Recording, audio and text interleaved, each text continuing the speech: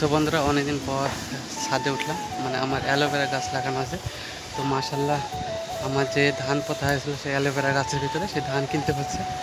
আর এখানে কিন্তু ফুল এসেছে অ্যালোভেরা গাছে, দেখুন কত সুন্দর ফুল।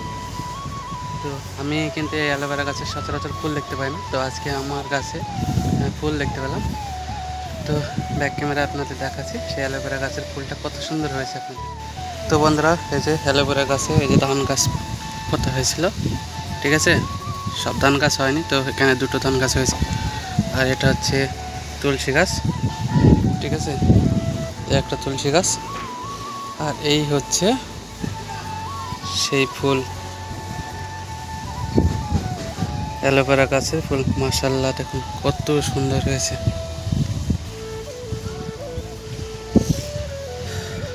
আর এই হচ্ছে আমাদের বাড়ি, হ্যাঁ, এই ছাদ থেকে ওই ছাদে যাওয়া যাবে, এরকম একটা সব ঘর করা আছে দেখুন। আমি বলেছিলাম যে আমার গাছের যে অ্যালোভেরা গাছের যে ফুল এসেছে সেই ফুলটা, তো তা আজকে হচ্ছে আমাদের সব গাছ লাগানো হয়েছে। গোলাপের গাছ, গেন্দার গাছ, সমস্ত গাছ লাগানো হয়েছে। যে দেখতে পাচ্ছেন গোলাপের গাছ, একটা সাদা মানে হোয়াইট আর একটা রেড কালারের গোলাপের গাছ লাগানো হয়েছে। তো সেটা আপনাদের ব্যাক ক্যামেরায় দেখাচ্ছি। এই যে বন্ধুরা, এগুলো হচ্ছে গেন্দা ফুলের গাছ। আর এটা কি গাছ সম্ভবত আমি জানি না, ঠিক আছে।